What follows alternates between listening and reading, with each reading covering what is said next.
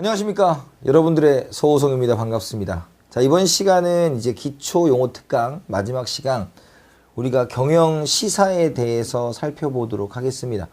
경영 파트가 많이 나오지는 않고요. 기본적으로 한 10문제 정도 나오는데 시사와 좀 견물려서 좀 나오는 추세입니다. 그래서 간단한 경영 용어 정도만 보시고 나머지는 실제 강의에서 맛으로 보시는 하는 걸로 하는 걸게요.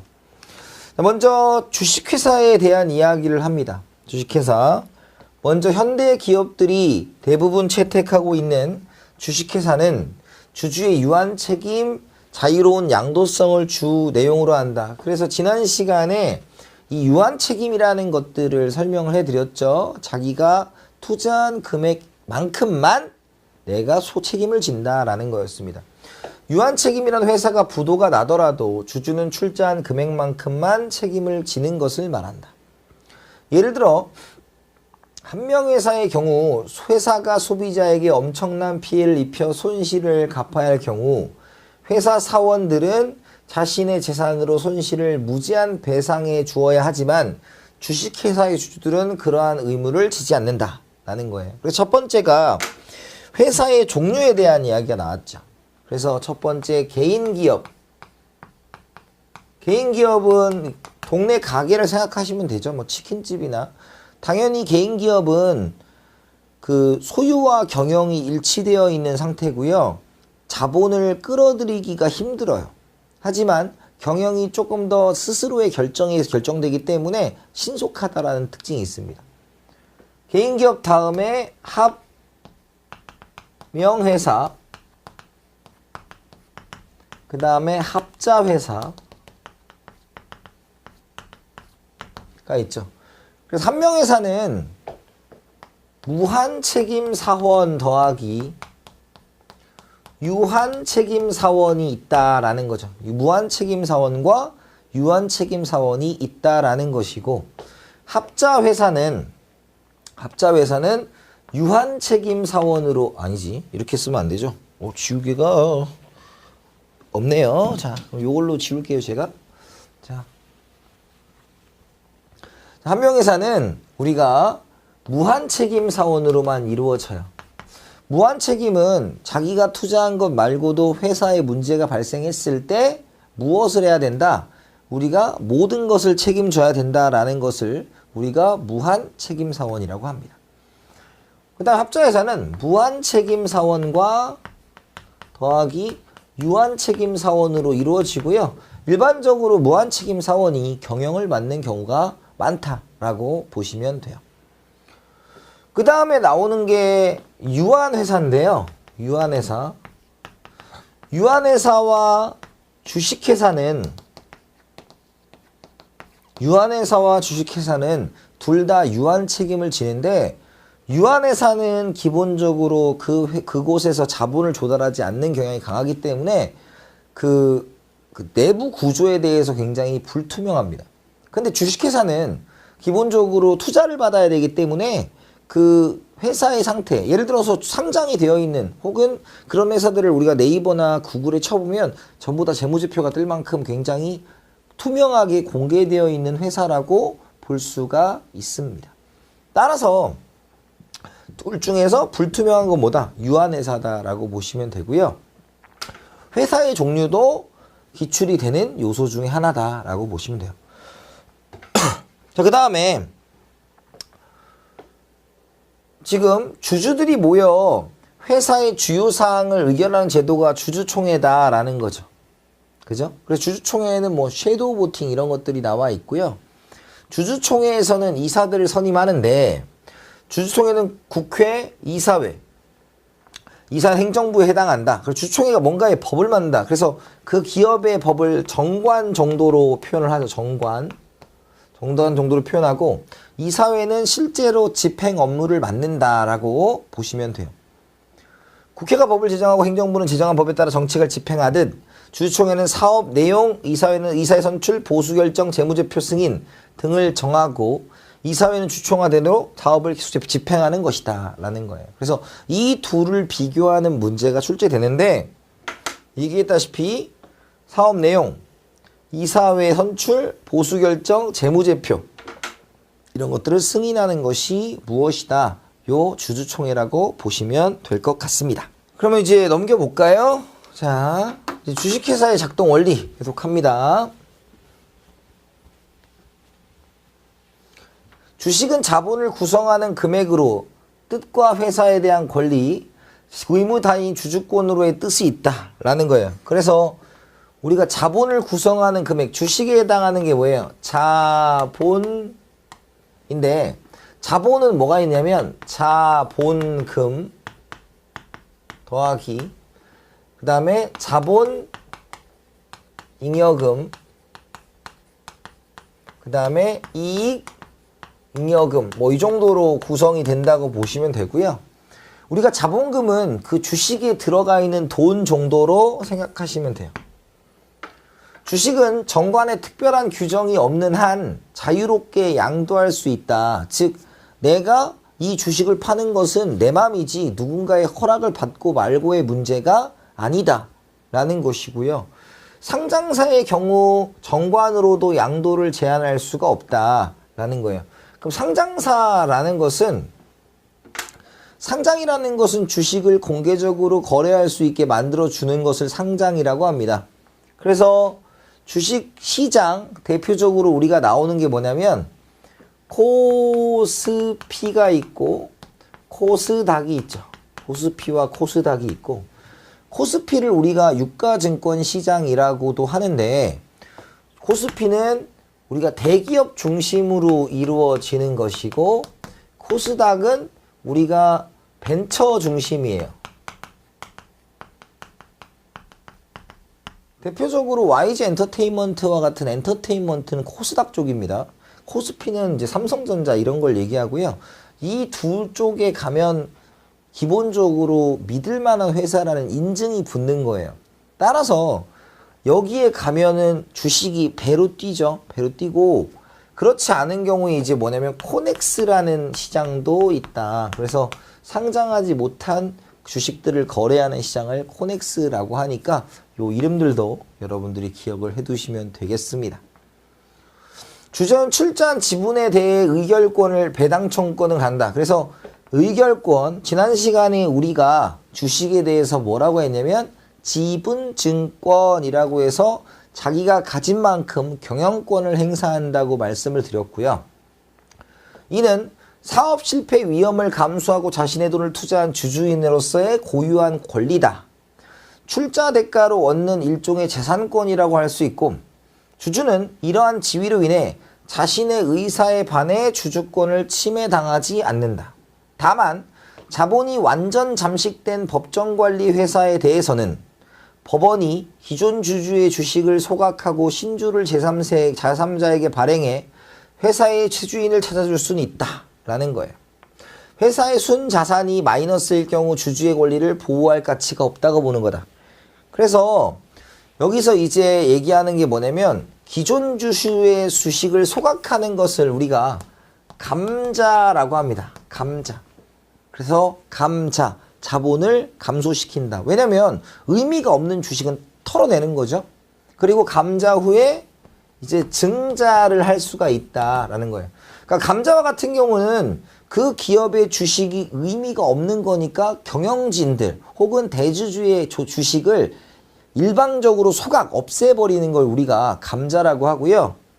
증자라고 하는 거는 두 가지가 있습니다. 대표적으로 우리가 유상증자라는 게 있고 무상증자라는 게 있어요.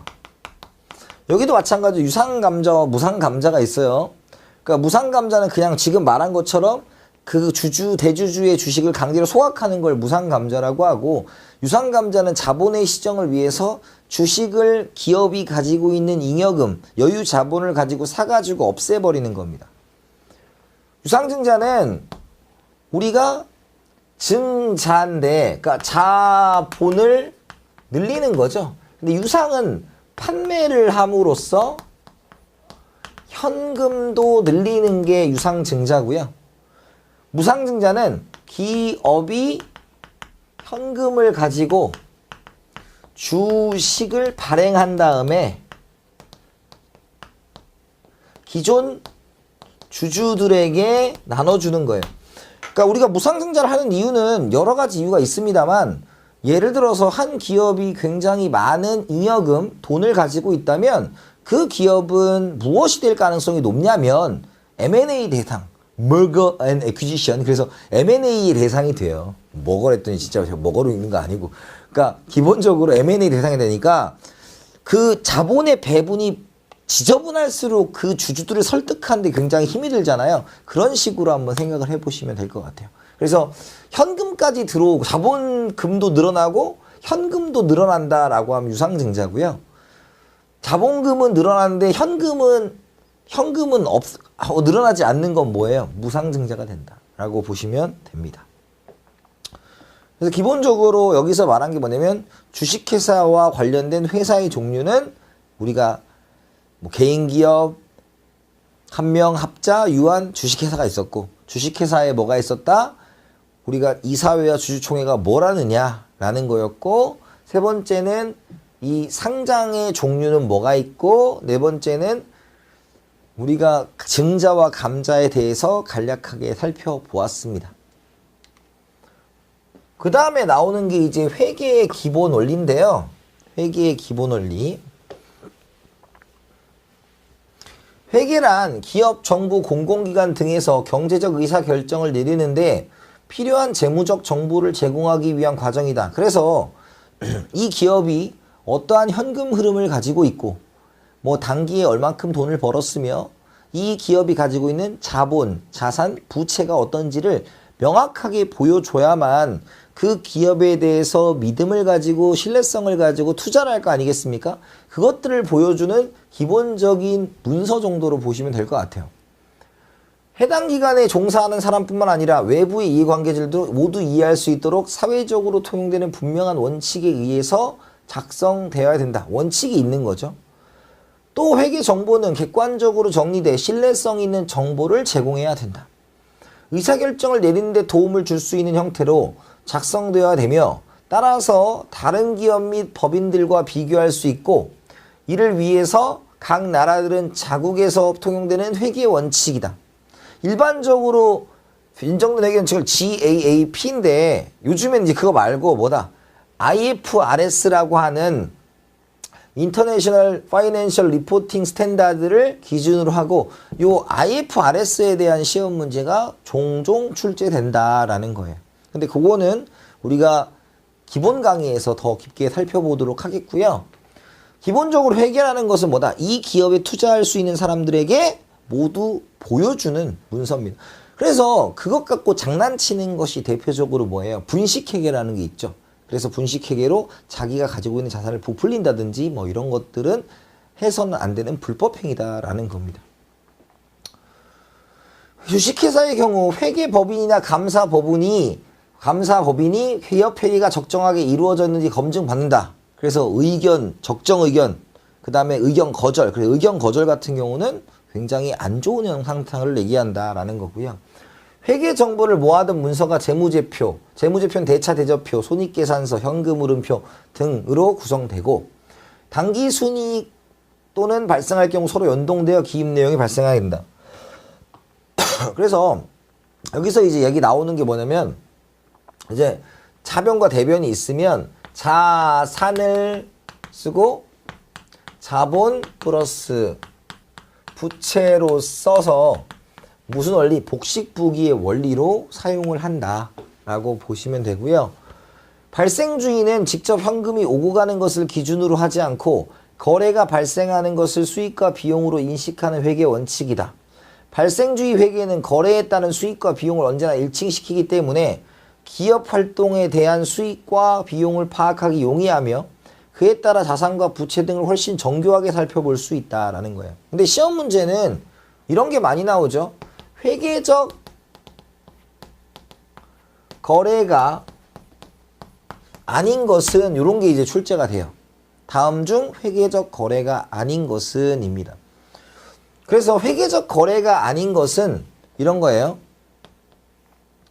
단순히 계약만을 체결했다라는 것은 회계적 거래가 아니에요. 그래서 계약을 체결했다라는 것, 계약 체결. 그 다음에 고지서 수취. 그죠? 그래서 뭐 근로계약을 체결했다. 근데 현금 안 나갔잖아. 그러니까 그거는 회계적 거래가 아니고, 그 다음에 고지서를 수취했다라는 것도 회계적 거래가 아니죠. 왜? 받기만 했고 아직 자산이 나가지 않았기 때문이다라는 겁니다.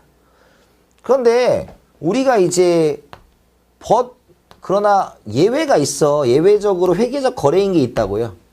예외적인 게 뭐가 있냐면 화재입니다. 화재. 도난. 이런 것들은 우리가 거래를 한 건 아니지만 나의 자산의 변동을 가져오죠. 이런 거는 회계적 거래가 되는 거예요. 이해가세요? 그 다음에 감가상각이라는 게 있습니다. 감가상각. 자, 감가상각이 의미하는 바는 뭐냐면 감가상각은 우리가 어떠한 제품, 어떠한 기계를 샀을 때 그 기계의 가치는 굉장히 줄어들고 있어요. 매년. 예를 들어서 내가 노트북을 100만 원에 샀는데 이 100만 원의 가치가 유지되는 것이 아니라 기계는 소모품이므로 그 소모되는 가치를 예를 들어 24개월이면 24개월로 분할로 이렇게 잘라서 자산의 가치를 떨어뜨리는 겁니다. 이해가세요? 그래서 가끔 나오는 게 이 감가상각으로 영원히 됐어요. 그쵸? 근데 이것을 가격을 받고 판매를 했다면 기업에 수익이 발생하는 거죠. 되게 웃기죠? 그러니까 회계 같은 경우는 그런 식으로 접근을 한다라는 거고, 화재나 도난, 감가상각은 우리가 보기에 일반적인 거래는 아니나 회계상에는 거래로 친다라는 거 기억을 해 두셔야 되겠습니다. 아시겠죠? 그거 잘 물어봐요. 그 다음에 이제 부채 비율에 대한 이야기를 하죠. 부채 비율. 부채 비율은 자본분의 부채 비율이다. 그래서 자본분의 부채 비율을 얘기하고, 적정 부채 비율에 대해서 학자들 간에도 의견이 엇갈린다. 부채 비율이 너무 높으면 회사가 적자를 낼 경우 차입금 상환 능력에 생겨 도난 가능성이 높아진다. 예를 들어서 여러 가지 이제 회계적인 게 있죠. 그래서 뭐 안정성 비율, 수익성 비율, 활동성 비율, 성장성 비율, 이런 것들이 있는데, 안정성은 이제 대표적으로 이제 부채 비율 같은 거예요. 부채 비율은 자본분의 부채니까 당연히 부채가 많다라는 것은 그만큼 내가 어떠한 시점에 상환해야 될 금액과 이자가 많으니까 회사가 흔들릴 수 있는 거죠. 그죠? 그 다음에 수익성 비율이라는 것은 뭐냐면 뭐 자기 자본 이익률이에요. 그래서 자기 자본분의 단기 순이익 해가지고 내가 가진 자본 중에서 얼만큼 순이익을 냈느냐 뭐 이런 것들 따지는 거고요. 활동성 비율은 회전율로 따지는 거고, 성장성 비율은 우리가 증가율, 그 다음에 뭐 생산성 비율은 부가가치 비율 뭐 이런 것들인데, 이런 것들은 여러분들 이제 기본 강의 다 할 거예요. 근데 이 공식을 외우는 것보다 더 중요한 건 테셋이에요. 테셋은 여러분들한테 막 그런 걸 막 공식 다 외우라고 하는 게 아니라 도대체 이 공식이 말하는 게 뭐냐, 이 공식이 어떤 걸 측정하기 위해서 존재하느냐, 이것들이 훨씬 더 중요한 거라고 보시면 돼요. 이해가세요? 그렇게 접근을 하시면 좋습니다. 그래서 부채 비율이 너무 높으면 됐고, 부채 비율이 너무 낮으면 비용으로 처리해야 될 이자가 줄어 절세 기율을 낸다. 그러니까 절세는 세금이죠. 그러니까 우리가 돈을 많이 버는 것만이 중요한 거 아니에요. 개인도 마찬가지고 기업도 마찬가지고 사업자들은 비용을 써야 됩니다. 그래서 대표적인 얘기가, 저도 사업자잖아요. 그러면 제가 강사를 하기 전에는 이제 자, 호자 이런 거 들어가는 차 있잖아. 그게 뭐예요? 렌트카예요, 렌트카. 그럼 렌트카를 타고 다니면 허세를 부리는 걸로 알았어요, 제가. 근데 지금은 어떠냐면, 제가 아는 사람들 중에서 소위 돈 좀 잘 버는 강사들은 다 하자, 호자 타고 다녀요. 그게 뭐냐면, 어차피 일정 이상의 돈을 벌게 되면 다 그 세금으로 내야 돼요. 그러니까 어차피 세금 낼 거 경비 처리하는 건데, 경비 처리할 수 있는 기회를 준다는 거죠. 회사도, 법인 입장에서도. 부채 비율은 사업 전망과도 관련이 있다. 사업 전망이 높다면 부채를 많이 지게 된다라는 것은 우리가 이제 레버리지 효과라는 걸 이야기하는 거죠. 레버리지. 그래서 빚을 내서 하는 겁니다. 빚을 내서 하는 거예요. 그래서 사업 전망이 좋다. 그러면 내가 순간적으로 돈을 끌어다 써도 문제가 없을 것이니까 그렇게 하겠다라는 거죠. 이해가셨죠? 그렇게 부채 비율이에요. 근데 어쨌든 이 부채 비율은 안정성이니까 이 부채 비율하고 많이 나오는 게 두 가지가 있다고 지난 시간에 말씀을 드렸죠. 뭐였어? 첫 번째가 전환사채. 컴포터블 본드라고 하는 전환사채. 그래서 채권으로 발행한 것을 주식으로 전환시켜 준다라는 거죠. 행사가. 그냥 바꿔주는 거. 예를 들어서 이런 거예요. 쉽게 말하면 내가 5만 원짜리 채권을 샀는데 주식이 7만 원이에요, 지금. 그러면 이렇게 바꿔주는 거예요. 바꿔주는 거 주식으로. 그러니까 부채에서 자본으로 바뀌는 게 우리가 전환사채죠. 물론 5만 원짜리 채권인데 3만 원이 되면 행사는 안 해도 돼요. 그러니까 행사할 때 뭐가 줄어든다? 부채가 줄어든다라고 보시면 되고, 그 다음에 부채를 자본으로 강제 편입시키는 게 또 뭐였어? 코코본드죠. 코코본드는 누가 발행을 하는 거냐면 신용도가 높은, 생각해 보세요. 당신들이 가지고 있는 채권을 강제로 주식으로 전환시킨다는 것은 채권은 안정성이 높아서 그것을 다시 돌려받을 가능성이 굉장히 높지만 자본은 주식은 그렇지 않다 그랬잖아요. 그런 의미로 얘기를 하는 거예요. 이해갔죠? 그래서 요거에 대한 이야기를 하시면 된다. 전환사채, 코코본드 요것들이 부채 비율을 줄여주는 효과를 가진다. 그 다음에 이제 M&A고요. M&A 정말 테스트에서 좋아하는 주제예요. M&A. 그래서 우리가 인수합병이라는 거죠. 인수합병. 특정 회사가 부실 경영으로 이익을 충분히 내지 못하고 있거나 자기 회사와 합칠 경우 시너지 효과가 있을 경우로 예상될 때 해당 기업은 M&A 한다라는 거예요. M&A 한다.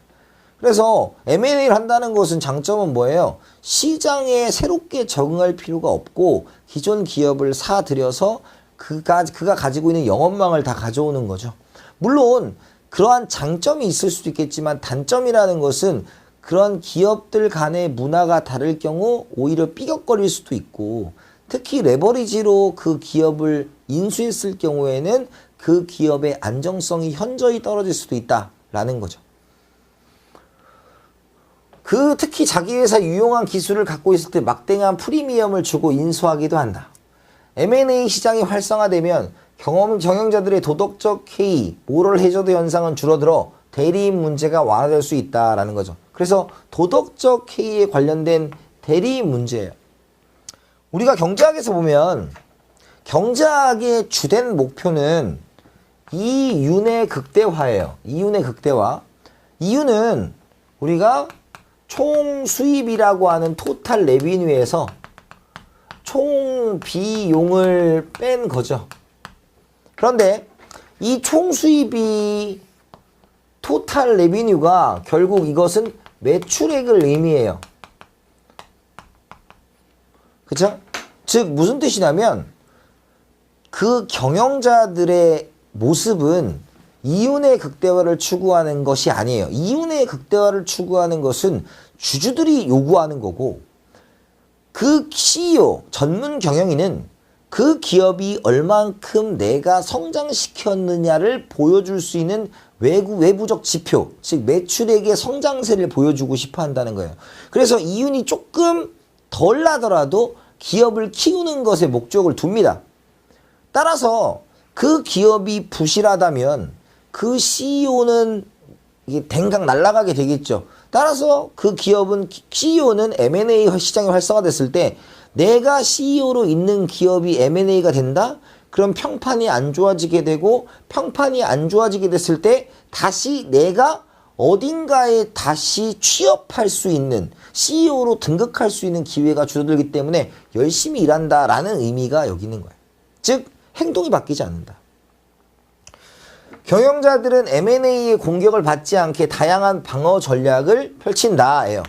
그래서 시험 문제에 가끔 나오는 게 M&A의 전략이 아닌 것은 이에요. 거기서 제일 많이 나오는 거 두 가지가 뭐냐면 우리가 고매포옹하고 고메포옹하고 두 번째가 그린메일이 많이 나와요. 이 두 가지는 M&A의 방어 전략이 아닙니다. 예를 들어서 우리가 고메포옹이라는 건 뭐냐면 M&A를 하는 방식은 두 가지 정도로 들어요. 첫 번째는 주식을 50% 이상을 가져가게 되면 그 회사의 경영권을 가지게 되죠. 왜? 주주가 가지고 있는 그 주식이 지분증권이기 때문에 회사의 경영권을 가져가는 거잖아요. 그래서 주식을 매집하거나 아니면 아예 거기에 있는 시설을 사버리는 게 기본적인 M&A예요. 영업을 사들이는 거죠. 근데 문제는 주식을 사는데 상대방이 반응할 수 없는 시간에 M&A를 발표해버린다라는 거야. 그래서 고매평은 상대방이 반응할 수 없는 시간대. 그래서 이걸 이제 토요일 밤에 특별 프로 이렇게 표현하기도 합니다. 그 다음에 그린메일 같은 경우는 무엇을 얘기하냐면 이제 그린메일이 달러를 달라고 보내는 메일이에요. 예를 들어서 예전에 효성이랑 그룹에서 이런 일이 한 번 있었는데 이런 거예요. 이제 몰래 주식을 매집한 다음에 전화하는 거예요. 지금 경영권을 가지고 있는 사람한테. 내가 가지고 있는 주식이 이만큼 몇 퍼센트 되는데 내가 만약에 당신의 상대편에 이 주식을 넘기면 당신의 경영권이 위험해질 수 있지 않느냐. 당신이 나한테 그러한 위험에 대한 대가를 지불한다면 나는 당신한테 주식을 넘길 생각이 있다라고 접근을 하는 거예요. 그래서 요 둘은 방어 전략이 아닙니다. 아시겠죠? 따라서 주주총회에서 표대결을 벌일 경우 대비해 우호 지분을 늘리거나 상대방의 주식을 매집할 수 없도록 자사주를 매입해 주가를 높게 유지하기도 한다. M&A는 단기 부정적으로 활용되기도 한다. 일부 투자자들은 회사의 장기 발전보다는 단기 시사 차익을 노리고 기업을 사고 팔아 기업 사냥꾼이라는 비판을 먹고 있다. 그래서 스팍이라는 게 있죠. 그걸 이제 그런 것들이 있고 또 M&A를 통해 특정 기업을 인수하더라도 반드시 성공하는 것은 아니다. 두 기업의 문화가 달라 시너지 효과는커녕 오히려 불협화음이 생기기도 한다. 적대적 M&A가 일반적으로 발생할 경우 방어 측과 공격 측의 경쟁적인 주식 매집으로 주가는 크게 오른다. 예를 들어서 우리가 이제 방어 전략이 여러 가지가 있어요. 방어 전략을 많이 물어보고요. 방어 전략의 대표적인 게 뭐냐면 이거죠. 우리가 포이즌 필이라는 게 있어. 포이즌 필. 근데 포이즌 필하고 똑같은 말이 독약 처방이에요.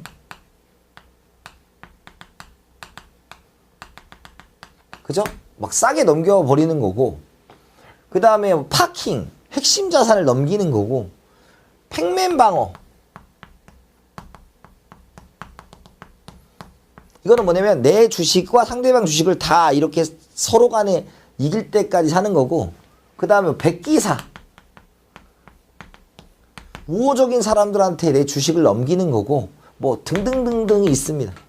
그래서 이 내용을 다 뭐 외울 필요는 없고 물론 이제 기본 강의 다 설명을 다시 한번 드리겠습니다만 공격 전략과 방어 전략을 구분하는 게 훨씬 더 초점이에요.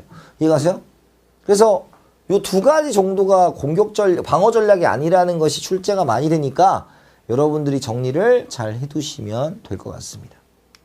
그래서 우리가 5강 동안 미시, 거시, 국제, 금융, 경영에 대한 이야기를 제가 해드렸는데 이 자체가 다 나오는 거예요.